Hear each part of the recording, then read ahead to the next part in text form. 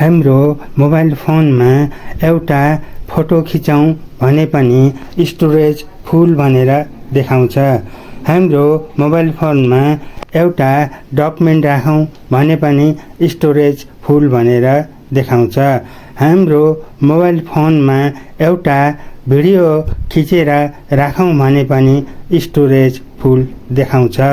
अब हामीहरूलाई यस्तो किन देखाइरहेको छ भनेर चेक गर्नतर्फ लागौँ।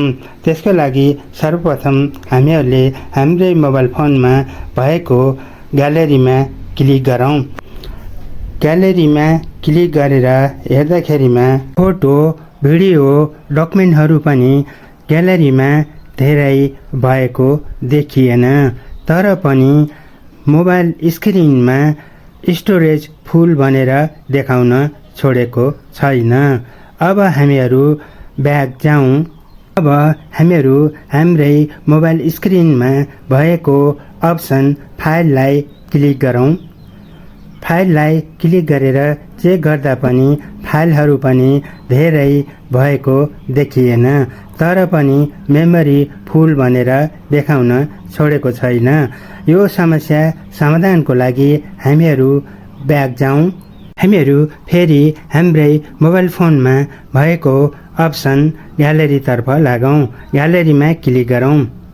ग्यालेरीमा क्लिक गरेर हामीहरूले यहाँ ग्यालेरीको सबभन्दा तलपट्टि साइडमा देखिरहेका छौँ एल्बम भन्ने अप्सन। यसमा क्लिक गरौँ। यसमा क्लिक गरिसकेपछि हाम्रो मोबाइल स्क्रिनलाई अलिकति तलपट्टि साइडमा सारौँ। यहाँ हामीहरूले देखिरहेका छौँ रिसेन्टली डिलिट भन्ने अप्सन। यसमा क्लिक गरौँ। यसमा क्लिक गर्दाखेरिमा हामीहरूले यहाँ देख्यौँ यहाँ निकै नै फाइलहरू आएर बसेका रहेछन्। जुन फाइलहरू हामीहरूले डिलिट गरेका फाइल, भिडियो, फोटोहरू हुन्। यसरी सम्पूर्णलाई टिक मार्क लगाएर डिलिट गरौँ। तल यहाँ डिलिटको अप्सन देखाइरहेको छ। यसमा क्लिक गरौँ। यसमा क्लिक गरिसकेपछि डिलिट सिलेक्ट आइटम भनेको छ। मेरोमा 83 वटा फाइलहरू अथवा फोटोहरू अथवा भिडियोहरू यो फोल्डरमा रहेछन्। हामीहरूले डिलिटमा क्लिक गरेर सम्पूर्णलाई डिलिट यसरी गरौँ।